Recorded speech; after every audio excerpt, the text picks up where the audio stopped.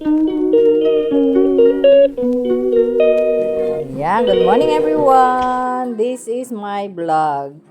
Stay tuned, like, share, and subscribe. Good morning everyone. Today is Sunday.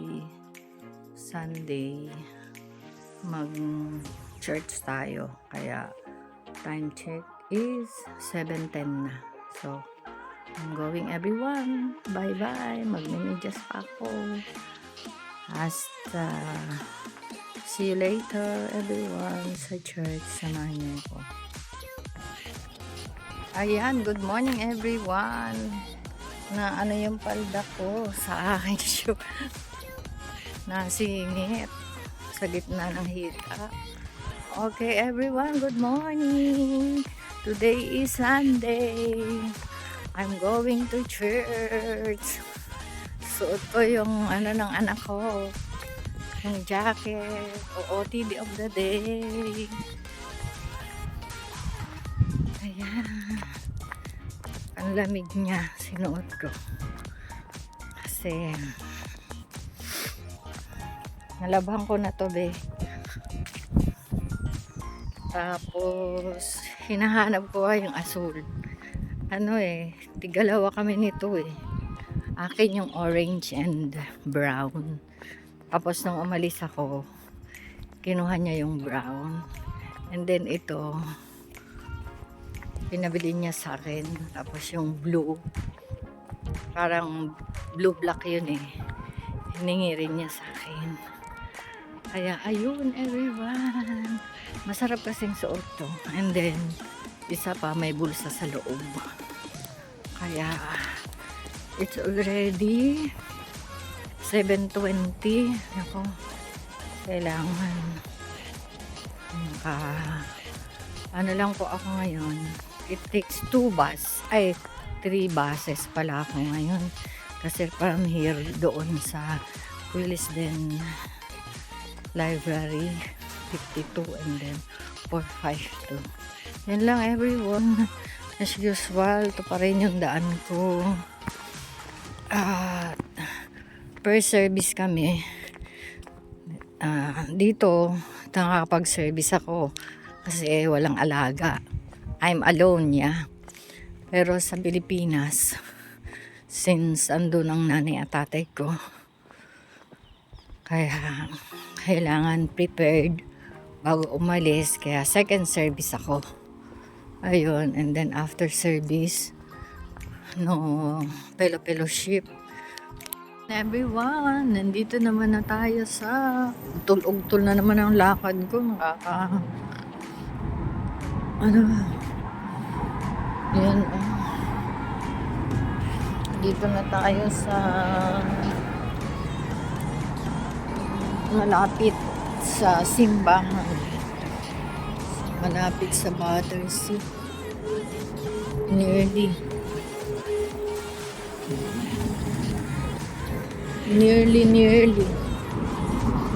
there. Ayan lang. Naiwan ako ng mga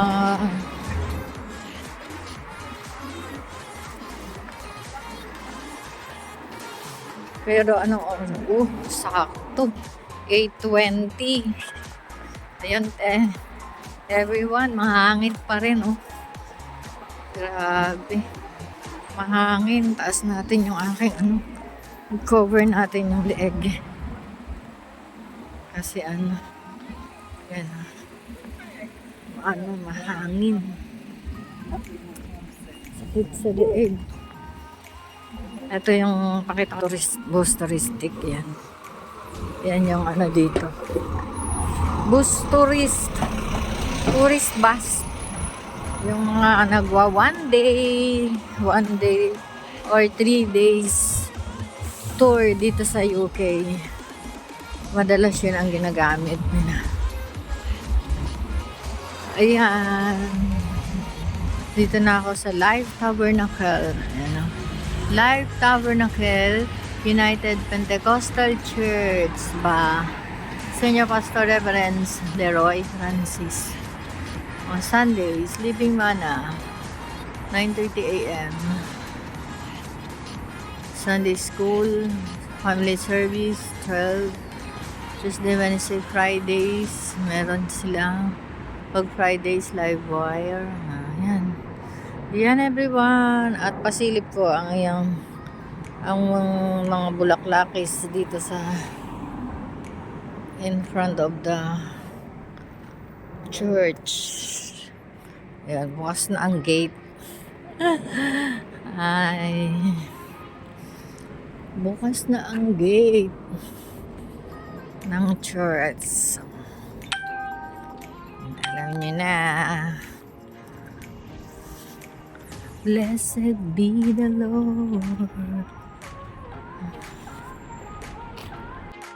Ayan, sabi ko, yung mga iba-ibang mga bulak-bulak.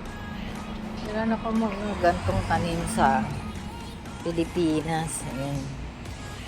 Ayan, diba?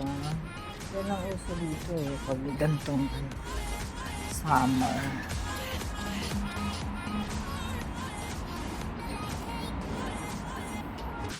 Good morning, sis. Gulat ka ba? Ayan. Ikaw pa lang, sis?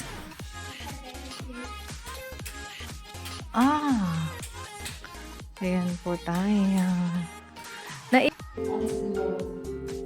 us make a joyful noise to the rock of our salvation. Let us come before his presence with thanksgiving and make a joyful noise unto him with songs. For the Lord is great, God, and a great King above. To wash away, wash away.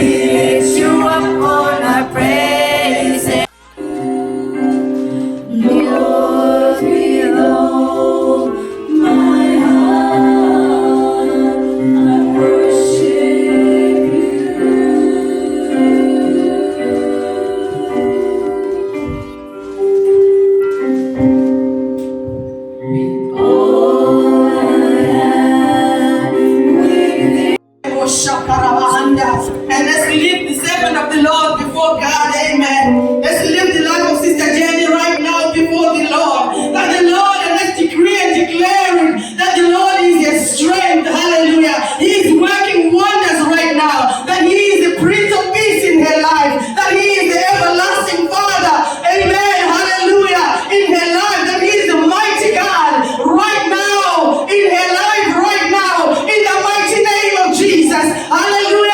Building his church, hallelujah. The case of hell will not prevail against it in the name of Jesus. Father, we thank you, Almighty God. We bless you this morning. We lift unto you, oh God, your servant, oh God, Sister Jenny, right now, Almighty God. You see, oh God, hallelujah, Jehovah. In the absence of Sister Jenny, I welcome you. Amen.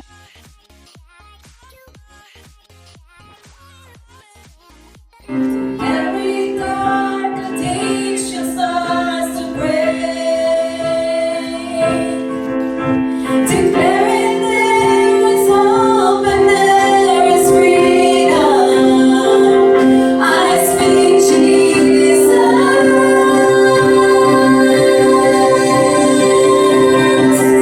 Your name is power. Your name is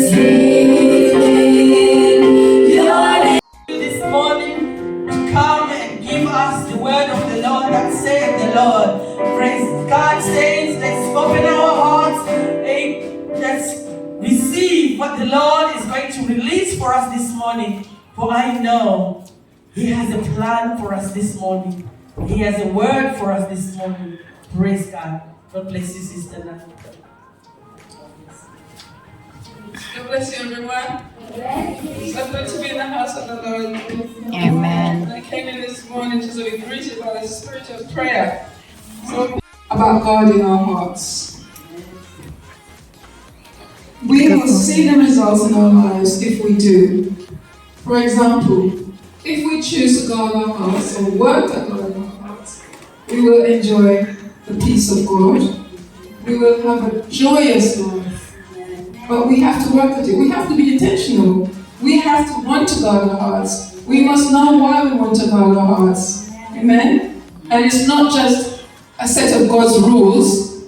God doesn't give us rules because He wants us to be oppressive. He has our best interests at heart. He knows what's best for us. He knows what we need to do. Therefore, He's given us His word. Amen?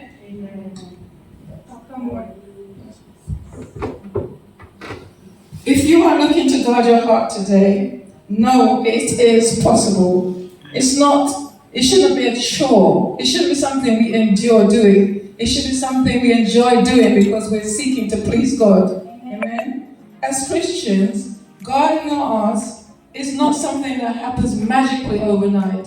It's something that we have to work on a daily basis.